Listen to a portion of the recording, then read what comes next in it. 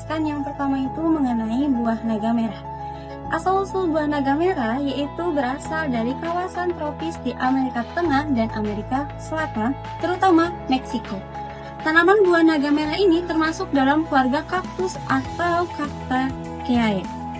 Setelah dibawa oleh penjajah Eropa ke Asia pada abad ke-19, buah naga mulai dibudidayakan di Asia Tenggara, termasuk Indonesia, Thailand, dan Vietnam, yang kini menjadi salah satu produsen utama buah naga merah. Untuk proses persebaran dari buah naga merah ini mencerminkan konsep dispersi biologis, di mana spesies dapat berpindah dari habitat asalnya ke lokasi baru melalui jalur manusia atau introduksi buatan, atau juga bisa melalui faktor lingkungan. Adaptasi dari buah naga merah ini bisa beradaptasi dengan baik di daerah tropis dan juga daerah subtropis. Karakteristik adaptasinya bisa meliputi kemampuan bertahan di tanah miskin nutrisi dengan sedikit air seperti tanaman kaktus. Tumbuh optimal di wilayah dengan intensitas sinar matahari tinggi dan suhu 20-30 derajat Celcius. Akar serabut yang menyerap kelembaban dari udara atau hujan ringan, dan adaptasi juga bisa menjadikan buah naga merah ini ideal untuk ditanam di wilayah tropis seperti Indonesia, terutama di dataran rendah hingga ketinggian 800 meter di atas permukaan laut. Baiklah, selanjutnya ada pola persebaran buah naga di Indonesia. Di Indonesia, buah naga merah ditemukan di Pulau Jawa, Sumatera, Kalimantan, Bali, dan Nusa Tenggara. Pola persebaran ini terkait dengan iklim tropis di Indonesia memiliki curah hujan dan suhu yang sesuai untuk pemilihan tanaman ini. Manfaat ekologis buah naga. Buah naga merah membantu konservasi tanah di lahan kering karena akarnya mampu mencegah erosi. Selanjutnya ada habitat baru bagi di beberapa jenis serangga dan membantu penyerupan. Adapun manfaat ekonomi buah naga, yaitu menjadi salah satu komoditas ekspor unggulan meningkatkan pendapatan petani lokal. Selanjutnya mengenai tantangan dan juga dampak pembudidayaan tanaman buah naga merah terhadap lingkungannya. Yang pertama yaitu budidaya buah naga merah dalam skala besar dapat menyebabkan alih fungsi lahan yang keanekaragaman hayati lokal.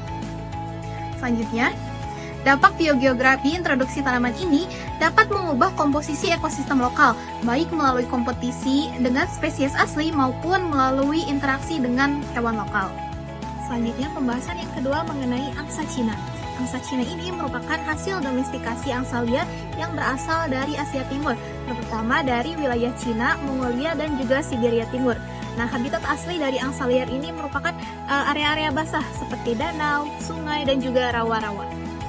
Untuk persebaran angsa Cina, yang pertama, domestikasi di Asia Timur. Angsa Cina mulai didomestikasikan lebih dari 3.000 tahun yang lalu, terutama di Cina. Proses ini menciptakan populasi unggas yang lebih jinak dan produktif dibandingkan nenek moyangnya. Yang kedua, penyebaran ke Asia Tenggara melalui jalur perdagangan dan migrasi. Angsa Cina menyebar ke negara-negara tropis seperti Indonesia, Malaysia, dan Thailand. Yang ketiga, globalisasi ke Eropa dan Amerika pada abad ke-18. Angsa Cina diperkenalkan ke Eropa dan Amerika, di mana mereka dipelihara untuk telur, daging, dan tujuan ornamental. Yang keempat, persebaran di Indonesia. Di Indonesia, angsa Cina lebih dikenal sebagai soang dan banyak ditemukan di pedesaan sebagai unggas ternak multifungsi. Nah, kemudian ada fakta menarik tentang angsa Cina. Yang pertama, benjolan khas di pangkal paruhnya.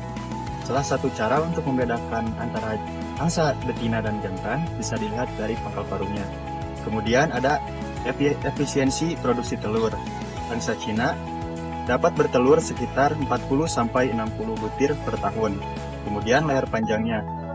Leher panjang dan elegan, angsa Cina lebih panjang dan melengkung daripada angsa domestik lainnya, sehingga memberikan penampilan yang lebih elegan dan menarik.